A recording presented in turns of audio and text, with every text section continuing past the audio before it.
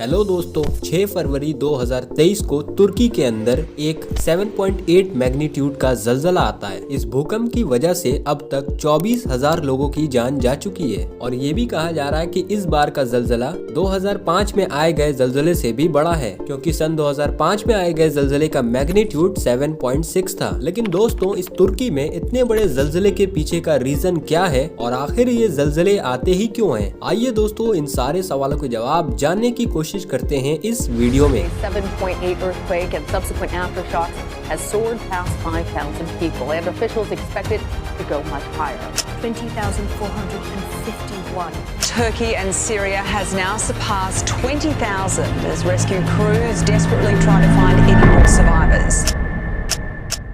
ऐसा बिल्कुल नहीं है कि कोई तुर्की में पहली बार इतना बड़ा जलजला आया हो। आज से पहले भी तुर्की के अंदर कई बार जलजले आ चुके हैं और बहुत ही शिद्दत से आ चुके हैं। अगर थोड़ा पास्ट की बात करी जाए तो तुर्की के अंदर 17 अगस्त 1999 में एक 7.4 मैग्नीट्यूड का जलजला आया था। इस जलजले की वजह से 17,000 लोगों की जानें गई थी और 43,000 लोगों से ज्यादा घायल हुए थे। और इसके लगभग 3 महीने बाद 12 नवंबर 1999 में एक बार फिर से तुर्की में जलजला आया और इस बार इसका मैग्नीट्यूड था 7.2। इसके बाद 2003 में 6.8, 2011 में 7.2 और 2020 में 6.4 मैग्नीट्यूड का जलजला आया। और दोस्तों, इन जलजलों ने बहुत सारे लोगों की जानें ली थी।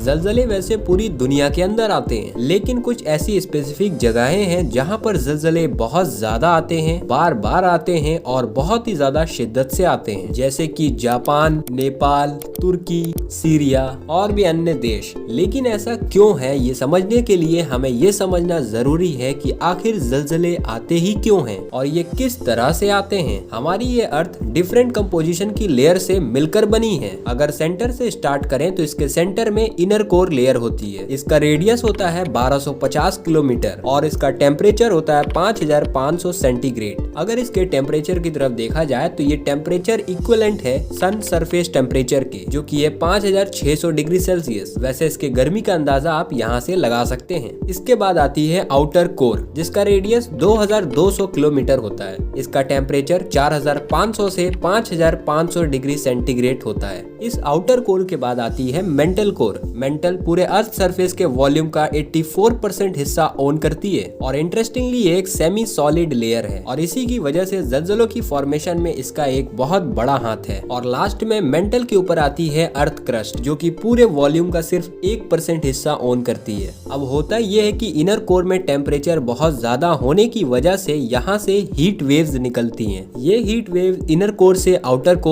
कोर से फिर मेंटल कोर, फिर बाहर की तरफ निकलने की कोशिश करती है। लेकिन जब ये हीट वेव्स मेंटल कोर तक पहुंचती है तो मेंटल सेमी सॉलिड होने की वजह से कन्वेक्शन करंट प्रोड्यूस करता है। इस कन्वेक्शन करंट की वजह से मेंटल के अंदर एक सर्कुलर मूवमेंट शुरू हो जाती है। जिस तरह मेंटल मूव करना शुरू करता है, उसी तरह हमारी अर्थ क्रस्ट भी इसके ऊपर ड्राइव करना शुरू कर देती है। वैसे तो ये मूवमेंट 24/7 चलती रहती है, लेकिन इसकी स्पीड कम होने की वजह से हमें ये महसूस नहीं होती। अर्थ क्रस्ट की मूवमेंट की बात करें तो अर्थ क्रस्ट बहुत सारे स्पीसीज के अंदर बटी हुई है और इन पीसीज को टेक्टोनिक प्लेट कहते हैं। वैसे अगर आपको अभी भी शक है कि इतनी बड़ी बड़ी प्लेट्स कैसे मूव कर सकती हैं, तो आपको बताता चलूं कि जियोग्राफिकल मैप के ऊपर जितने भी लैंड की पीसीज हैं, यानी कि टेक्टोनिक प्लेट्स हैं, इन सब को पजल्स के रूप में समझा जाता है और ये भी कहा जाता है कि इन्हें एक्यूरेटली ठीक जगहों पर लगाया जाए तो ये सारे के सारे पीसेस मिलकर एक सिंगल लैंड बना देंगे। इसकी एक एग्जांपल भी हमारे पास मौजूद है। अगर आप साउथ अफ्रीकन प्लेट और अफ्रीकन प्लेट की बॉर्डर्स को देखेंगे तो आपको इजिली पता चलेगा कि ये एक दूसरे के सेपरेटेड पार्ट्स हैं। Coming back to the formation of earthquakes, अब इस चीज की तो श्योरिटी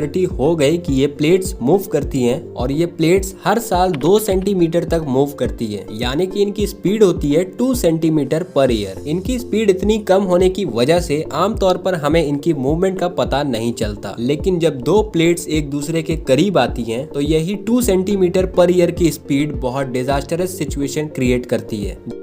जब भी कोई दो प्लेट एक दूसरे की इन कांटेक्ट में आती है तो हमें 3 तरह के फॉर्मेशंस देखने को मिलते हैं। इन फॉर्मेशंस को प्लेट मार्जिन कहते हैं। इन प्लेट मार्जिन के नाम होते हैं कंस्ट्रक्टिव, डिस्ट्रक्टिव और कंजर्वेटिव। कंस्ट्रक्टिव प्लेट मार्जिन को डाइवर्जेंट प्लेट मार्जिन भी कहते हैं और इस केस के अंदर दो प्लेट एक दूसरे से दूर मूव करती हैं। वॉल्केनोज भी हमें इसी फॉर्मेशन की वजह से मिलते हैं। डिस्ट्रक्टिव प्लेट मार्जिन को कन्वर्जेंट प्लेट मार्जिन भी कहते हैं और इस केस के अंदर दो प्लेट एक दूसरे की तरफ मूव करती हैं, यानी कि एक दूसरे से टकराती हैं और इस केस के अंदर एक बहुत बड़ा जलजला आता है और माउंटेन की फॉर्मेशंस भी हमें इसी केस के अंदर देखने को मिलती है। कंजर्वेटिव प्लेट मार्जिन को ट्रांसफॉर्म प्लेट मार्जिन भी कहते हैं और इस केस में दो प्लेट एक दूसरे के साथ स्लाइड करती हैं। आसान भाषा में बोला जाए तो दो प्लेट एक दूसरे के साथ रगड़ खाती हैं और इसमें हमें बहुत भयानक जलजला देखने को मिलता है और बार बार देखने को मिलता है, क्योंकि जब प्लेट बार बार एक दूसरे के कांटेक्ट में आती हैं तो हमें अर्थक्वेक के फॉर्मेशन देखने को मिलती है। तुर्की में आने वाला जलजला भी इसी का नतीजा है और शायद आपने सुना हो कि तुर्की में आने वाले जलजले के पीछे स्ट्राइक स्लिप फॉल्ट है, उसका भी यही मतलब होता है। तुर्की में इस डिजास्टरस अर्थक्वेक के पीछे सिर्फ 2 ही रीजन नजर आते हैं। एक तो है जियोग्राफिकल रीजन ऑफ तुर्की और दूसरी है हाइपोसेंटर की लोकेशन। जियोग्राफिकली अगर तुर्की को देखा जाए तो तुर्की 3 प्लेटों के सेंटर में लाई करता है। तुर्की के ऊपर है हिरुजन प्लेट, तुर्की के नीचे है अफ्रीकन प्लेट और तुर्की के राइट ऊपर में है अरेबियन प्लेट। तुर्की एज फुट एनाटोलियन प्लेट के ऊपर लाई करता है। इस लोकेशन की वजह से हर वक्त नॉर्थ एनाटोलियन फॉल्ट और ईस्ट एनाटोलियन फॉल्ट के ऊपर हर वक्त जलजले का खतरा मौजूद रहता है। फॉल्ट वो लाइन होती है जिसके ऊपर दो प्लेट आपस में आके टकराती है। नॉर्थ एनाटोलियन फॉल्ट का मतलब है एनाटोलियन प्लेट का बॉर्डर और इरोजन प्लेट का बॉर्डर और ईस्ट एनाटोलियन फॉल्ट का मतलब है